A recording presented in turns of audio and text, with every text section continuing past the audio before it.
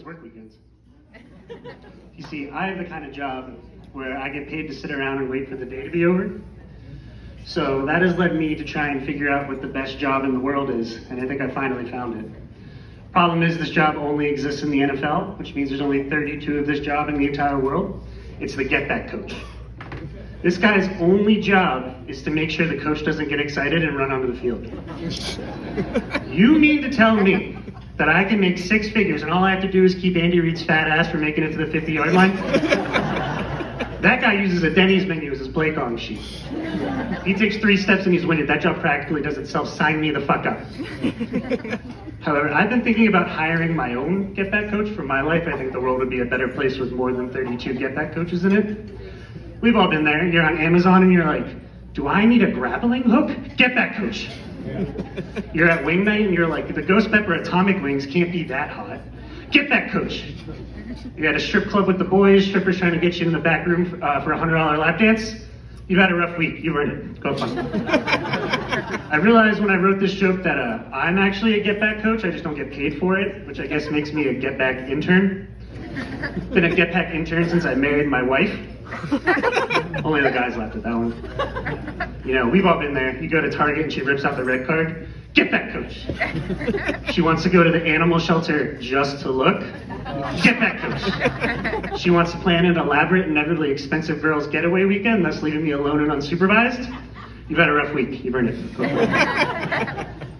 I do have myself to blame, though, for the shitty jobs that I found myself working. You see, when I graduated high school, I didn't want to go to college, so I worked up the courage, went downstairs one day, and I said, Dad, I'm not going to college. There's not a goddamn thing you can do about it.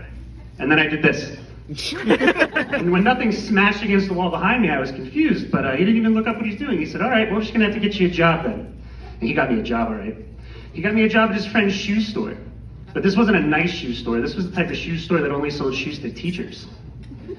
Which means I was living below the poverty line, selling shoes to people living slightly above the poverty line. And one day I was thinking about how the decisions of my life had led me to this point, and my manager walked up to me and he said something so offensive I had to quit on the spot. You know what he said to me?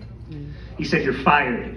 To which I said, fuck you, I'm going to school, which is what my dad wanted the whole time, right? He thought he won, but at the end I got the upper hand because I got an English degree. Which is more useless than not even having a degree at all, which has led me to working more shitty jobs. You have an English degree, don't you? Yeah, same thing. You don't do shit with it, do you?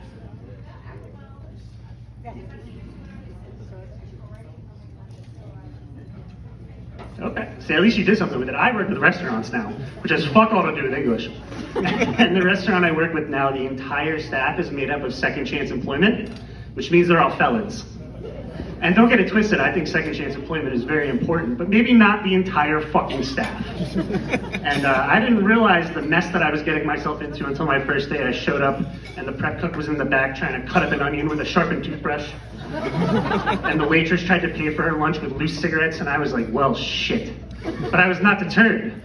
See, I thought I could relate to them, I could help them. And I figured they all have nicknames for each other. They call each other things like Menace and Street Dog. And I was like, if I could just get a nickname, I'll be part of the crew. Weeks went by, I worked hard. I worked hard to gain their trust. And finally, one day I made it. I walked back into the kitchen and the prep cook said to me, get out of my kitchen, astronaut head looking ass. And the dishwasher said, tell me to do one more thing and I'll stab you. And I knew I was in.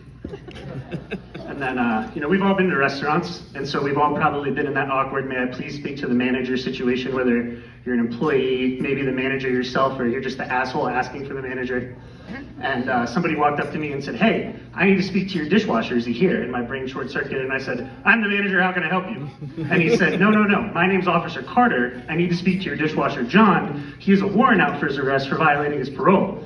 And I said, okay, officer, let me go get him. And as I was walking in the back, I heard a little voice in the back of my head go, get back, coach. And I realized this motherfucker was trying to take my dishwasher Saturday during dinner rush.